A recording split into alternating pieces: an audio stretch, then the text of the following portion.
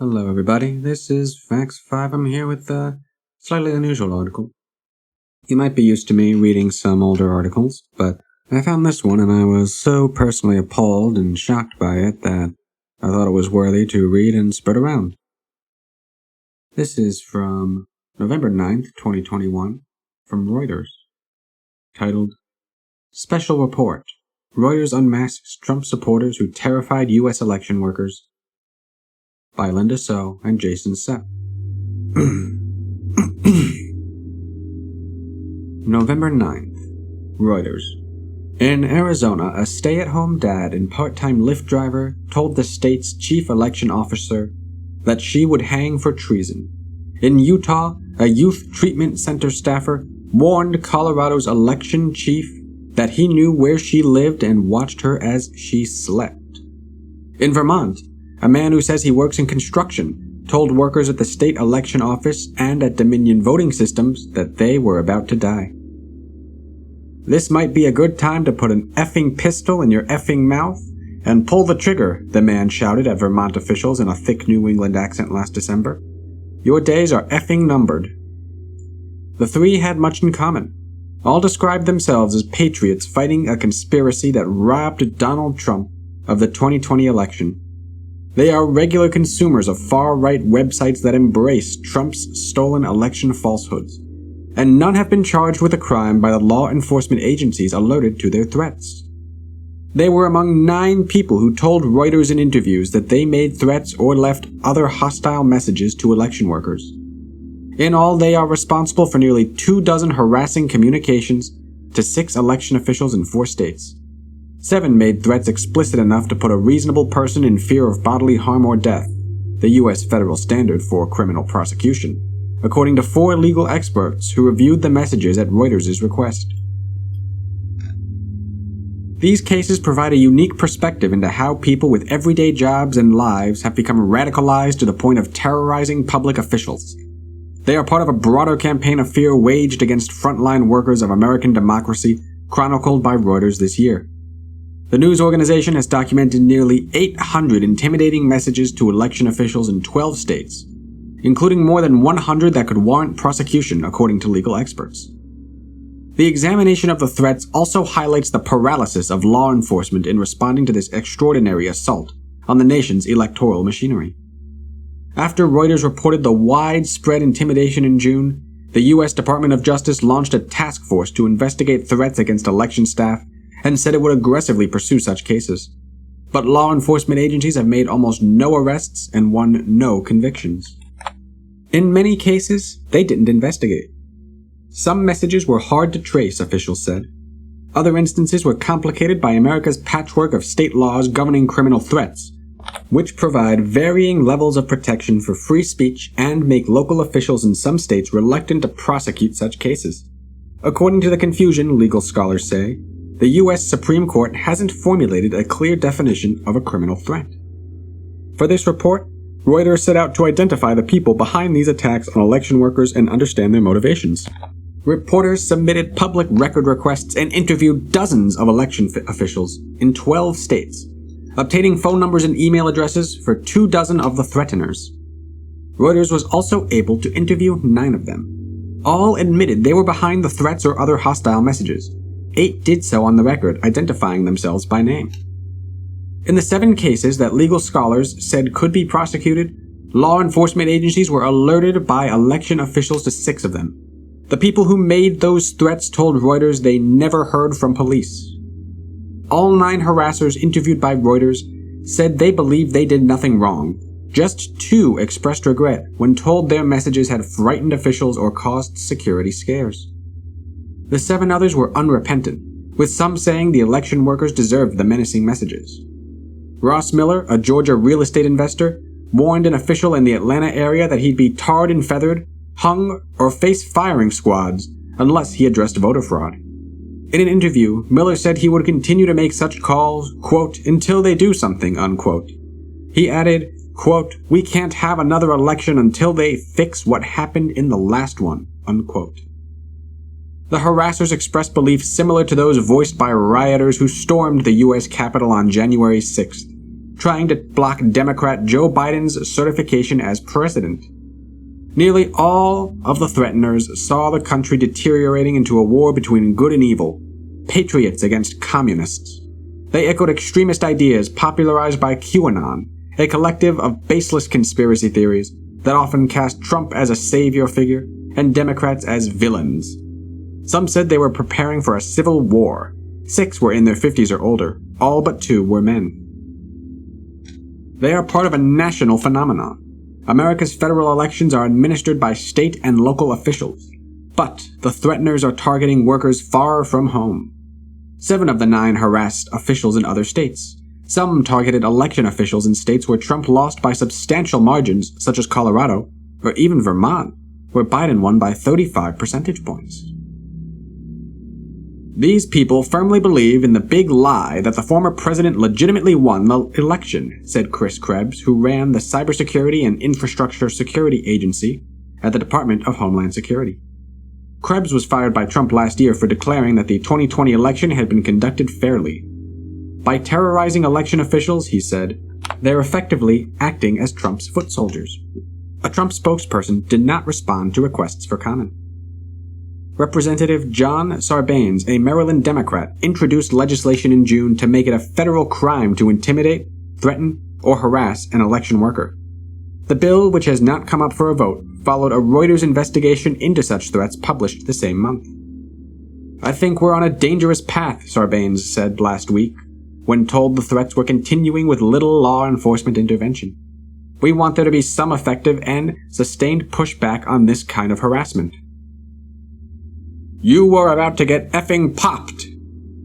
Only one of the 9 harassers Reuters interviewed would not reveal his identity, the man threatening Vermont officials. Before reporters started examining him, law enforcement officials had decided against investigating, as many other agencies have done in similar cases nationwide. Late last year, between November 22nd and December 1st, he left 3 messages with the Secretary of State's office from a number that state police deemed essentially untraceable. According to an internal police email obtained through public records request, the man identified himself as a Vermont resident in one voicemail. Police didn't pursue a case on the grounds that he didn't threaten a specific person or indicate an imminent plan to act, according to emails and prosecution records. State police never spoke with the caller, according to interviews with state official, a law enforcement source, and a review of internal police emails. Reuters did. Reporters connected with him in September on the phone number police called untraceable. In 5 conversations over 4 days spanning more than 3 hours, he acknowledged threatening Vermont officials and described his thinking. He soon grew agitated, peppering 2 Reuters reporters with 137 texts and voicemail over the past month, threatening the journalists and describing his election conspiracy theories. The man telephoned the Secretary of State's office again on October 17th from the same phone number he used in the other threats. This time he was more explicit. Addressing the state staffers and referring to the 2 journalists by name, he said he guaranteed they would all soon get quote-unquote popped. Quote, "You guys are all a bunch of effing clowns, and all you dirty sea-suckers are about to get effing popped," he said. "I effing guarantee it." The officials referred the voicemail to state police, who again declined to investigate. Agency spokesperson Adam Silverman said in a statement that the message didn't constitute a, quote, "unambiguous reference to gun violence," end quote, adding that the word popped, common American slang for shot, is unclear and nonspecific and could be a reference to someone getting arrested. Legal experts did not see it that way. Fred Schauer, a University of Virginia law professor, said the message likely constituted a criminal threat under federal law by threatening gun violence at specific individuals. Quote, "There's certainly an intent to put people in fear," end quote, Schauer said. After Reuters asked Vermont officials about the October threat, the Federal Bureau of Investigation began an inquiry into the matter, according to 2 local law enforcement officials. The FBI declined to confirm or deny any investigation into that threat, and others reported in this story. In a statement, the Bureau said that it takes such acts seriously, working with other law enforcement agencies, quote, "to identify and stop any potential threats to public safety," end quote, and, quote, "investigate any and all federal violations to the fullest," end quote. "I am a patriot." Many of the harassers have been radicalized by a growing universe of far-right websites and other sources of disinformation about the 2020 election. Like Trump, they bashed mainstream news outlets and cast him as complicit in an elaborate scheme to steal the election. Jamie Fialkin of Peoria, Arizona, talked of a grand conspiracy of those controlling the media, the banking system, and social media companies. Quote, "When you have all those things, you can get away with anything. You can tell people black is white, white is black, and people go, okay," end quote, Fialkin said. On the surface, nothing about Fialkin's biography suggests extremism. A former stand-up comedian from Brooklyn, New York, Fialkin said he has a degree in actuarial science, the study of insurance data. In 2017, he self-published a book marketed as a survival guide for first-time older parents. The 54-year-old says he spends most of his days taking care of his 2 young daughters and driving part-time for Lyft. At a 2006 comedy show, he poked fun at his professional bowler physique, balding head, and an inability to play golf. The self-described Orthodox Jew also took aim at Palestinians and described his political views as, quote, "a little more to the right," end quote. Fialkin said in an interview that he is no longer in a joking mood. He believes America is headed for civil war. He endorsed Trump's false claims that millions of fraudulent votes swung the election to Biden. He said that he's convinced that former President Barack Obama, a Democrat, and progressive philanthropist George Soros bought fake ballots from China, another debunked theory promoted by Trump's allies. Fialkin blamed one person in particular for Trump's Arizona loss: Secretary of State Katie Hobbs, the state's top election official. On June 3rd, Fialkin called Hobbs' office and left a message saying that she'd hang, quote, "from an effing tree." Quote, "They're going to hang you for treason, you effing bitch," Fialkin said. Minutes later, Fialkin left another voicemail in which he recommended a, quote, "good slogan," end quote, for Democrat Hobbs' campaign for governor. Quote, "Don't vote for me for one reason. Back in December, I got hung for treason," end quote. Fialkin said he never intended to harm Hobbs, but was unapologetic. "I'm not denying anything," he said, "because I'm a patriot." Fialkin said he changed his Republican voter registration to independent because the party didn't fight hard enough for Trump. "I'm like most Americans," he said. "We're just waiting to see when the Civil War starts." Fialkin's messages were part of a barrage targeting Hobbs. 2 others came from Jeff Yeager, a 56-year-old self-employed electrician from Los Angeles, California. Yeager, too, called for her execution. Quote, "When Katie the C is executed for treason, what are you effing traitors going to be doing for work?" Yeager said in a June 17th voicemail left for Hobbs and her staff. Months later, on September 8th, he left another voicemail warning she'd be executed. Yeager acknowledged leaving the messages and said he didn't care if Hobbs felt threatened. Quote, "If she thinks that I'm a threat to her, I'm not," he said. "But the public is going to hang this woman." Yeager says he sees the mainstream media as full of disinformation. He called Reuters, quote, "one of the most evil organizations on the planet," end quote. He said he gets his news from, quote, "alternative websites that are not censored," end quote, including social network Gab and BitChute, a video sharing site known for hosting far-right figures and conspiracy theorists. "Everything we're being told is a lie," he said. In an interview, Hobbs said the threats by Fialkin, Yeager, and others have been, quote, "emotionally draining for her and her staff." The messages from Fialkin and Yeager were sent to the FBI, her spokesperson said. "Some threats triggered a security detail," Hobbs said. Jared Carter, a Cornell University law professor specializing in constitutional free speech issues, said the threats by both men could be prosecuted under federal law. Quote, "In light of the multiple voicemails from the same person and the overall tone of the messages, a court could find them to be true threats," end quote, Carter said. Election administrators such as Hobbs are part of a broader array of public officials targeted by Trump supporters. The day before Yeager spoke with Reuters in September, he said 2 FBI agents visited him at his Los Angeles home to discuss threats he made to 2 national politicians, Republican Senator Mitt Romney and Democratic House Speaker Nancy Pelosi, both of whom denounced Trump for inciting the January 6th insurrection. He said the FBI agents produced transcripts of his calls to Pelosi and Romney. Yeager said the transcripts quoted him as saying, quote, "We will kill you," end quote. The agents instructed him how to lawfully express his political views, Yeager said, and left without arresting him. Quote, "I'm not making any more calls to anybody," end quote, he said. "I may have crossed the line in one sentence, but I'm no danger to anybody." Spokespeople for Romney and Pelosi declined to comment on Yeager's threats. Inspired by Trump. Others who threatened election officials told Reuters they were directly inspired by Trump or his prominent allies who have denounced specific election offices nationwide for allowing voter fraud, turning them into targets. Eric Pickett, a 42-year-old night staffer at a youth treatment center in Utah, said his anger boiled over after watching an August 10th cyber symposium held by pillow magnate Mike Lindell, a Trump ally who has pushed false election conspiracy theories.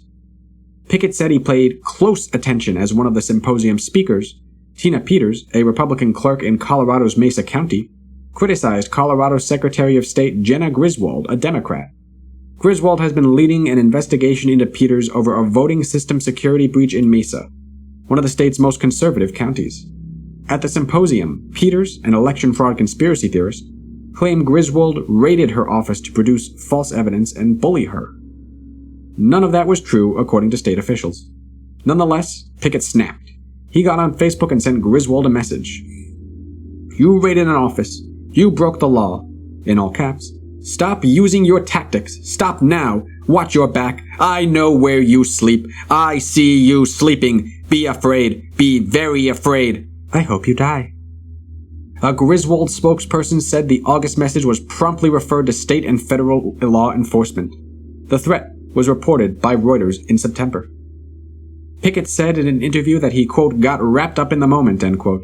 He was surprised Griswold found the message threatening and expressed regret for causing alarm. Quote, "I didn't know they would take it as a threat," end quote, he said. "I was thinking they would just take it as somebody trolling them." Colorado State Patrol, in response to a records request, said they had no investigative reports on the threat. A spokesperson, Sergeant Tony Kessler, said the State Patrol reviewed all messages it received from Griswold's office and that no one had been arrested. 3 legal experts said the message met the threshold of a threat that could be prosecuted under federal law.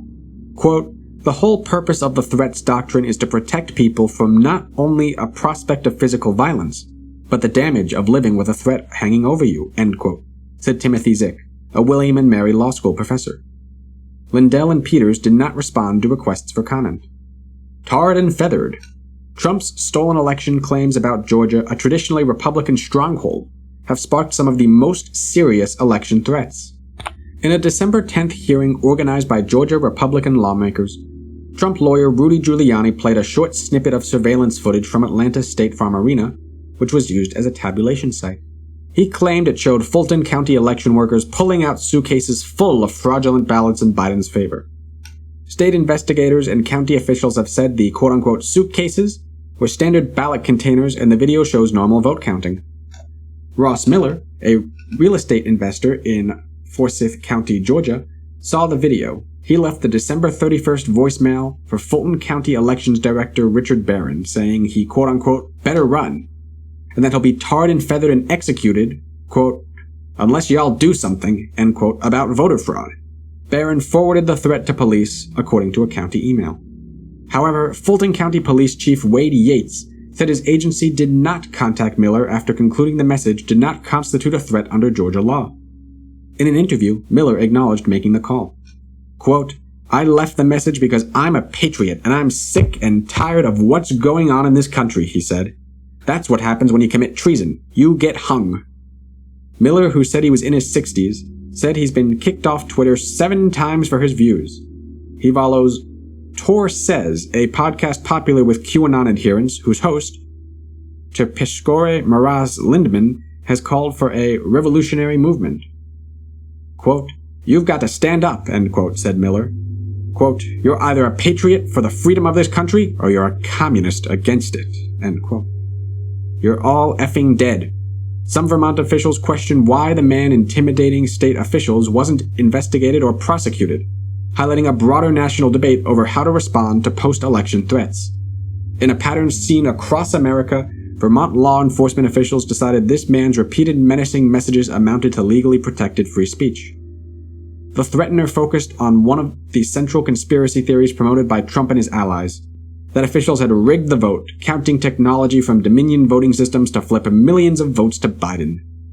"Just let everybody know that their days are effing numbered," he said in a December 1st voicemail. "There are a lot of people who are going to be executed." Around that time, officials at Dominion's headquarters in Colorado received 3 unsettling voicemails.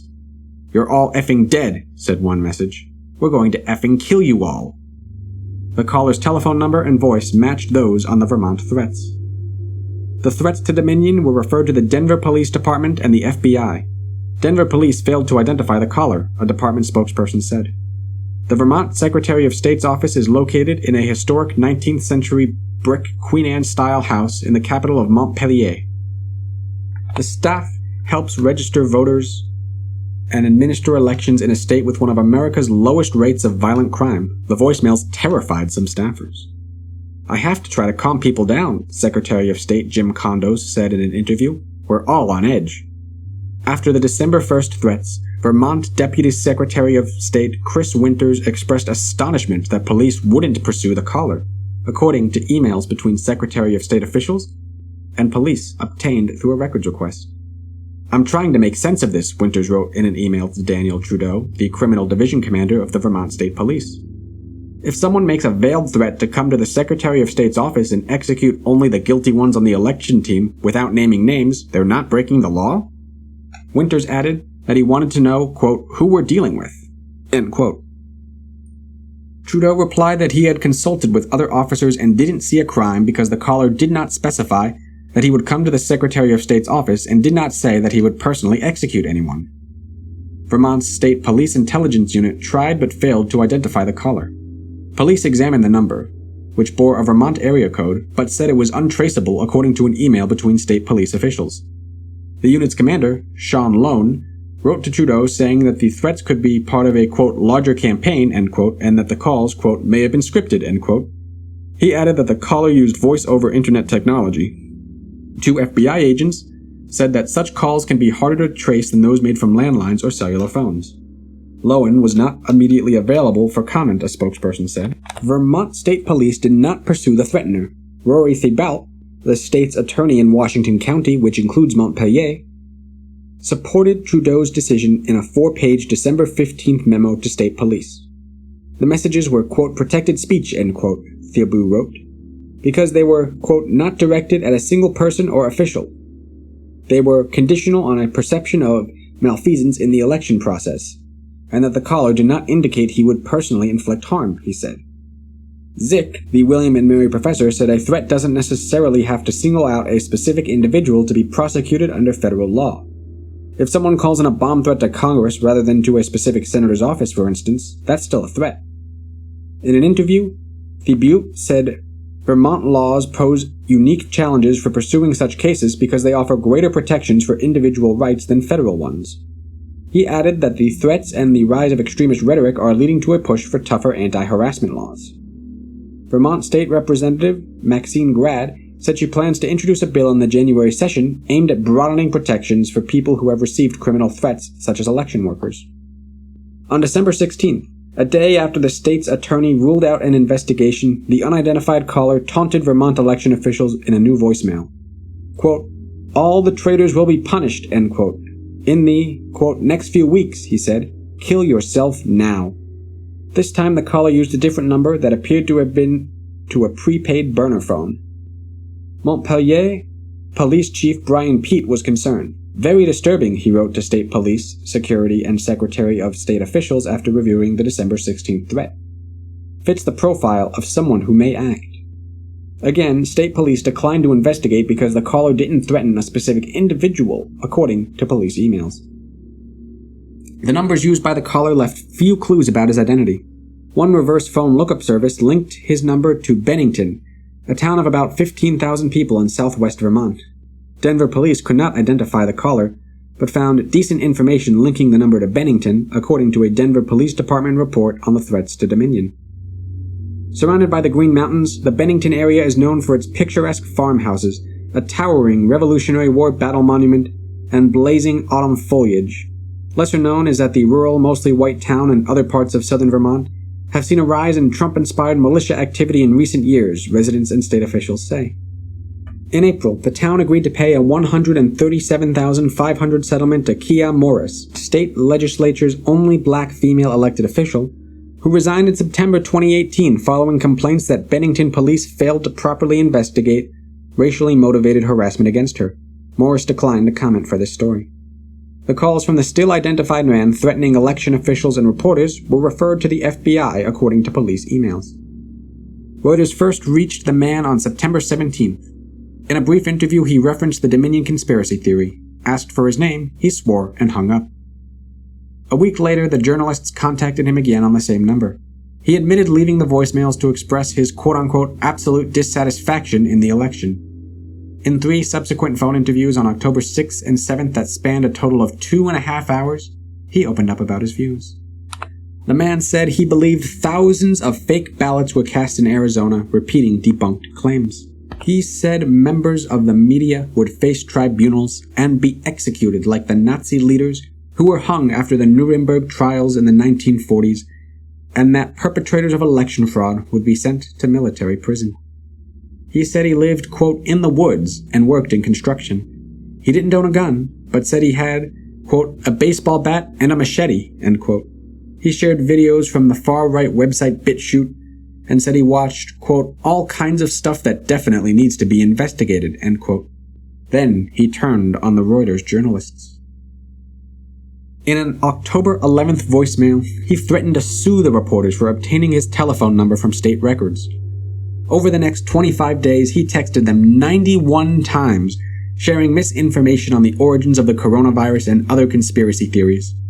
On October 17th, he left the new voicemails at the Vermont Secretary of State's office, including the one threatening that the reporters and election staffers would get popped. The next morning, the caller followed up with more texts to the journalists. Quote, I am going to destroy you and this is a threat, end quote. In multiple texts, he said he would, quote, ruin the lives of one of the reporters. On October 30th, he left 2 more voicemails for them. Quote, you are all going to effing hang. I'm going to make sure of it, end quote, said one. Quote, bad S is going to happen to you, said the other. Your days are effing numbered.